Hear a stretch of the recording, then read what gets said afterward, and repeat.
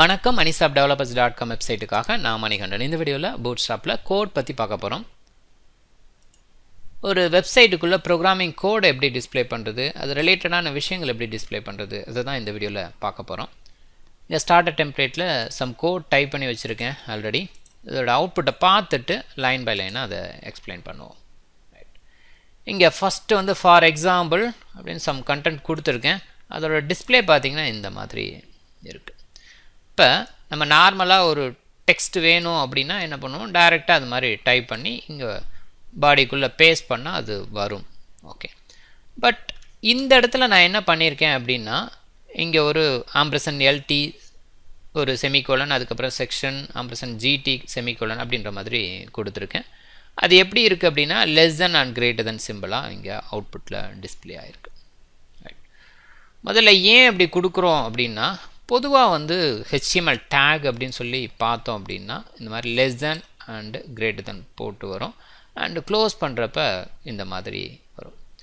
இப்போ அதவே நம்ம கொடுக்கும்போது ஒரு டேக்காக தான் எடுத்துக்குமே தவிர அது ஒரு டெக்ஸ்ட் மாதிரி எடுத்துக்காது.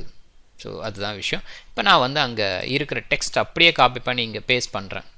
என்ன ஆகும் அப்படின்னு சொல்லி பார்த்தீங்கன்னா, இந்த செக்ஷன் இங்கேயே உங்களுக்கு ஒரு க்ரீன் லைனில் என்ன வார்னிங் கொடுக்குது பாருங்கள், எண்டு டேக் வேணும் அப்படின்னு சொல்லி வருது. ஸோ பரவாயில்ல, என் டேக் கொடுக்காம நான் அப்படியே ப்ரௌசரில் பார்க்குறேன் என்ன ஆகும் அப்படின்னு சொல்லி பார்த்தா இங்கே பார்த்தீங்கன்னா ஃபார் எக்ஸாம்பிள் இருக்குது, அதுக்கப்புறம் அந்த செக்ஷனுங்கிற அந்த ஒரு பார்ட் இல்லை. ரைட், இப்போ இந்த மாதிரி நாம் இந்த டேக் விஷயத்தில் இந்த அதை less than greater than simple வேணும் அப்படின்னா, இது எல்டி அப்படிங்கிற வேற ஒன்று லெஸ் தென் அப்படின்ற மீனிங், ஜிடி அப்படின்னா கிரேட்டர் தென் அப்படின்ற மீனிங், இதுதான் ஆம்பர்சன் எல்டி செமிகோலன் அப்படிங்கிறது இருக்குது. ஸோ இது மாதிரி நிறைய விஷயங்கள் இருக்குது, இதை நீங்கள் அனலைஸ் பண்ணி பார்த்துக்கங்க. இது ஃபஸ்ட்டு. இது வந்து எதில் கொடுக்குறோம் அப்படின்னா கோட் அப்படின்றதுக்குள்ளே நாம் கொடுக்குறோம். ரைட், அடுத்தது இதை நான் டெலீட் பண்ணிடுறேன். நெக்ஸ்ட் லைன் நம்மளோட ரிசல்ட்டில் பேராகிராஃப் சாம்பிள் டெக்ஸ்ட் ஹியர் அப்படின்னு சொல்லி கொடுத்துருக்கு. ஸோ ஒன் செகண்ட் அதே தான் உங்களுக்கு. ஸோ பேராகிராஃப்க்கு less than greater than simple. Okay, and அதுக்கப்புறம் வந்து இங்கே ப்ரீ அப்படின்னு சொல்லி கொடுத்துருக்கு பிஃபோராக.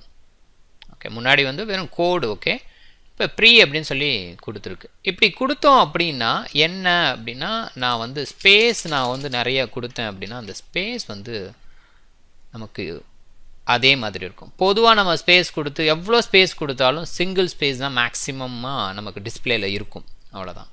பட் இப்போ இந்த ப்ரீ கோடு கொடுத்துருக்கோம் அப்படின்னா அதுக்குள்ளே நான் ஸ்பேஸ் கொடுத்தேன்னா அந்த ஸ்பேஸு கன்ஃபார்மாக எடுத்துக்கும். இப்போ பார்த்தீங்கன்னா இது நிறைய ஸ்பேஸ் இருக்குது. ஓகே, இது அடுத்த விஷயம். ஸோ நம்ம கொடுக்குறது அப்படியே டிஸ்பிளே பண்ணணும் அப்படின்னா அந்த ப்ரீ. ஃபார் எக்ஸாம்பிள் ஒரு C# கோடை வந்து நான் இதுக்குள்ளே பேஸ்ட் பண்ணுறேன் அப்படின்னு வச்சுக்குவோம். அப்படியே வந்து அந்த ஃபார்மேட் வந்து ஸ்ட்ரக்சர் வந்து பார்த்திங்கன்னா அந்த ஸ்ட்ரக்சர் எப்படி பேஸ்ட் பண்ணிடுமோ அதே ஸ்ட்ரக்சரில் இங்கே டிஸ்பிளேயில் இருக்கும். ஸோ அதுக்காக தான் இந்த ப்ரீ யூஸ் பண்ணுறது. ஓகே, அடுத்து வேரியபிள் டிஸ்பிளே பண்ணுறது.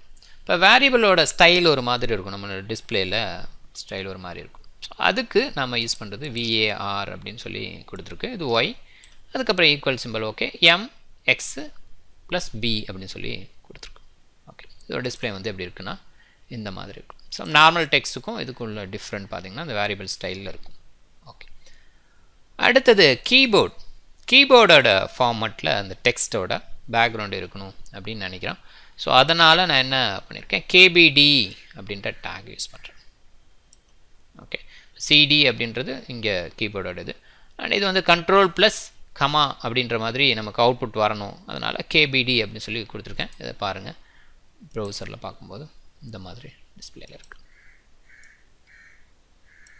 ஓகே, அடுத்தது இது வந்து எதுக்கு அப்படின்னா, நம்ம ப்ரோக்ராம்லாம் முடிஞ்சோன்னா அவுட்புட்டுக்கு பார்ப்போம். அவுட்புட் வந்து பார்க்கும்போது இந்த அவுட்புட் அப்படின்னு போட்டு கீழே வந்து அந்த ஸ்டைல் ஒரு ஸ்டைலில் இருக்கும், ஒரு கமெண்ட் ப்ராம்ப்டில் ஒரு ஸ்டைல் இருக்கும், நார்மலாக வந்து கீழே பார்க்கும்போது ஒரு ஸ்டைல் இருக்கும். ஸோ அந்த ஸ்டைலுக்காக நாம் கொடுக்குற ஒரு விஷயம். மேபி இந்த அவுட்புட்டு ஒரு பேராகிராஃப் ஃபார்மேட்டில் இருக்கட்டும், இல்லை அப்படின்னா பிரேக் கொடுத்துங்க, நம்மளோட விருப்பம் அது. ஓகே, இப்போ பார்க்குறேன் அவுட்புட் ஸ்டைல் பார்த்தீங்கன்னா அந்த அவுட்புட் சாம்பிள் மாதிரி. ஒரு ப்ரோக்ராமோட அவுட்புட் நம்ம வந்து ஒரு கமெண்ட் ப்ராம்ப்டில் பார்க்குற மாதிரி நமக்கு டிஸ்பிளேல இருக்குது. தொடர்ந்து வீடியோ பாருங்கள். வேறு ஏதாவது நோட்ஸு டீட்டெயில் தெரிஞ்சுக்கணுன்னா moneyshopdevelopers.com வெப்சைட்டை பாருங்கள். சேனலை சப்ஸ்கிரைப் பண்ணுங்கள், கமெண்ட்டை போஸ்ட் பண்ணுங்கள். உங்களுக்கு இந்த வீடியோ பிடிச்சிருந்தால் லைக் அண்ட் ஷேர் பண்ணுங்கள். உங்களுக்கு வீடியோ அலர்ட், அது ஃபர்தராக போகிற வீடியோ அலர்ட் வேணும் அப்படின்னா இந்த பெல் சிம்பலை கிளிக் பண்ணுங்கள். மிக்க நன்றி.